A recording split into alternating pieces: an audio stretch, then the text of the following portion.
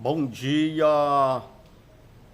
queridos amigos, irmãos, irmãs, você que tem nos acompanhado através das mídias sociais, que tem interagido conosco, comentando, curtindo e acompanhando os vídeos do nosso canal. Estamos desde dia 1º de janeiro postando diariamente mensagem de reflexões da Palavra de Deus, qual durante todo este ano 2026 nós estaremos lendo a Bíblia Sagrada de uma forma mais efetiva, pública, e compartilhando as mensagens que Deus tem colocado ao nosso coração, para que estas mensagens também possam chegar a outras pessoas. E eu quero inicialmente agradecer a Deus, a todos os irmãos, pastores, diáconos, diaconisas desse ministério, que têm somado conosco neste propósito. E ontem nós concluímos, este primeiro ciclo, onde todos os diáconos e diaconisas tiveram a oportunidade de estarem participando, trazendo uma reflexão da Palavra de Deus. Inclusive os nossos últimos diáconos, que foram consagrados ainda este finalzinho do ano passado e que passaram a exercer a função diaconal a partir deste ano 2026, aos nossos diáconos, diaconisa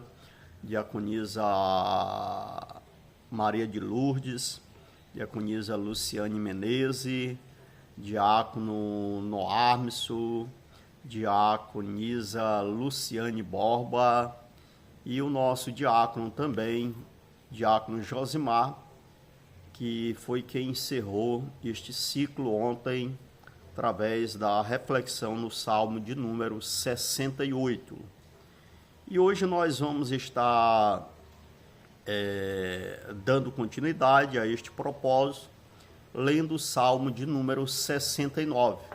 Espero que esta leitura, esta reflexão, venha trazer à sua vida, à sua alma, à sua família, uma palavra de fortalecimento, de revigoramento de Deus para você. Salmo 69, diz a palavra de Deus: Livra-me, ó Deus, pois as águas entraram até a minha alma. Atolei-me em profundo lamaçal, onde se não pode estar em pé. Entrei nas profundezas das águas, onde a corrente me leva. Estou cansado de clamar. Secou-me a garganta, os meus olhos desfalecem esperando o meu Deus. Aqueles que me aborrecem sem causa são mais do que os cabelos da minha cabeça. Aqueles que procuram destruir-me, sendo injustamente meus inimigos, são poderosos. Então restitui o que não furtei. Tu, ó Deus, bem conheces a minha incipiência, e os meus pecados não te são encobertos. Não sejam envergonhados por minha causa aqueles que esperam em ti, ó Senhor, Senhor dos exércitos. Não sejam confundidos por minha causa aqueles que te buscam, ó Deus de Israel. Porque por amor de ti tenho suportado afronta, confusão cobriu o meu rosto. Tenho me tornado como estranho para os meus irmãos, e um desconhecido para com os filhos de minha mãe, pois o zelo da tua casa me devorou, e as afrontas dos que te afrontam caíram sobre mim. Chorei, castiguei com jejum a minha alma, mas até isto se me tornou em afrontas.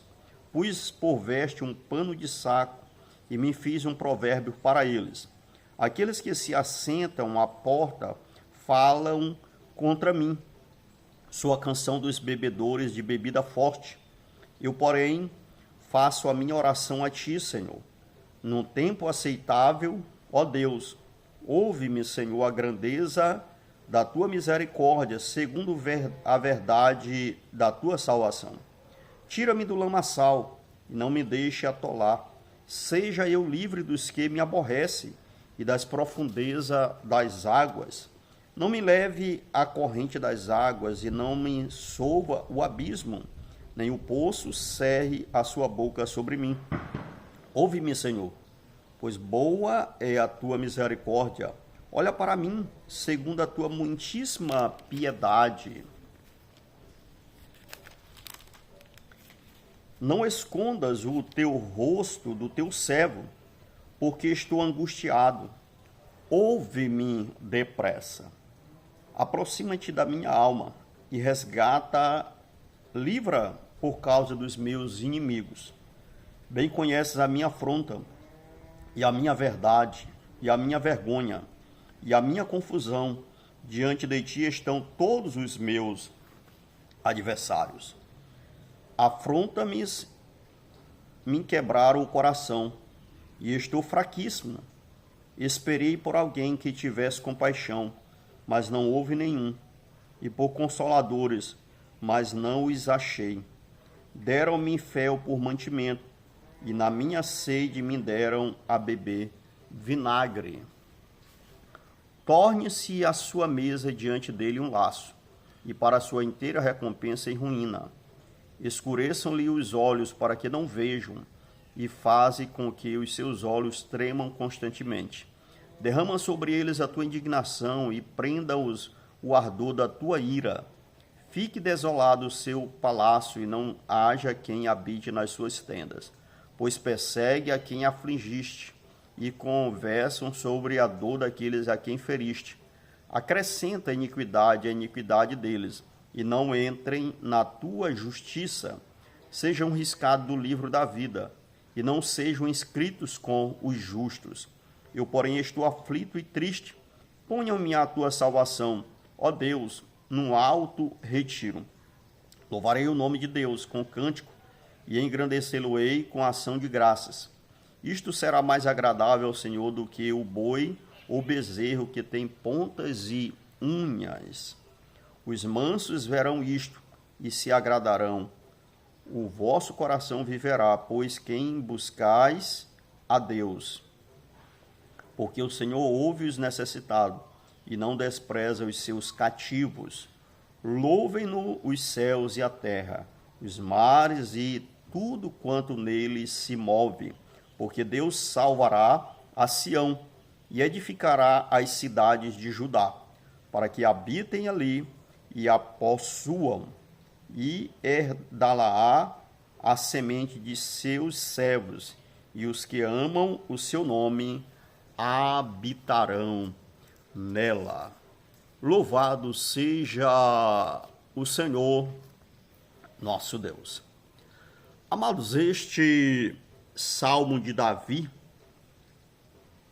ele retrata, um momento de muita angústia na sua vida, muitas perseguições, afrontas, agonias que estavam prevalecendo contra ele. Este salmo, alguns versículos dele, retratam, a pessoa do Senhor Jesus, o que Jesus enfrentou, o que ele passou, as afrontas, as perseguições, as injúrias, que foram lançadas sobre ele. E a gente percebe, que este salmo, Davi, ele está aflito, angustiado, ao ponto dele dizer, que as águas, elas entraram na sua alma. A gente sabe, né, amados, que quando nós estamos dentro de um barco, né, uma embarcação, nós estamos rodeados, né? Esta embarcação estiver no rio ou mesmo no mar, em alto mar, esta embarcação está rodeada de água. E as águas que estão à sua volta, né, não são um problema. O problema é quando estas águas começam a entrar dentro da embarcação. Alguns textos da Bíblia, né, nos mostram que os discípulos, em alguns momentos, clamaram a Jesus, pediram socorro a Jesus, porque a embarcação deles estava prestes a naufragar. As águas já estavam entrando dentro da embarcação. Diariamente a gente se depara com muitas situações também, tribulações, provas, aflições, e essas aflições, normalmente, elas estão à nossa volta. Os problemas que, às vezes, a gente enfrenta no dia a dia, seja de caráter pessoal, familiar, seja de que natureza for.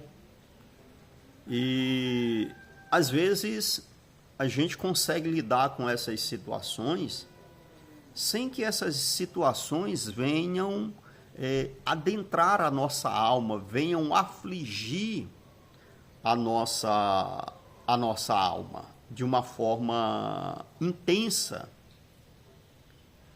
Todavia, a gente tem conhecimento e sabe também que nem sempre é assim. Muitas vezes, as aflições, as perseguições, as injúrias, as calúnias contra nós, ela nos atinge de tal maneira que a gente não consegue ter uma paz na alma, a gente não consegue ter tranquilidade, a gente não consegue realmente desfrutar de uma serenidade, de uma paz interior, porque as lutas e as aflições são tão grandes que elas atingiram a nossa alma. Foi nesse contexto que o próprio Davi ele vai dizer, né? Por que estás abatido, ó minha alma? Por que te perturbas dentro de mim? Espera em Deus, porque eu ainda o louvarei. Eu não sei que tipo de situação você está enfrentando, né? Nós vivemos num mundo onde todo dia nós temos que enfrentar muitas lutas, muitas adversidades, muitas provas, muitas situações as quais nem sempre a gente tem o controle. Mas como cristãos, como pessoas que leem, que refletem na Bíblia, que oram, que clamam ao Senhor, ou até mesmo você, quem sabe, não crê na Bíblia, ou não seja um religioso, mas a palavra de Deus, ela também é para você. As situações, elas não escolhem nome, não escolhem cara, não escolhe posição social. A humanidade, toda a humanidade, independente do seu credo, a gente passa situações difíceis.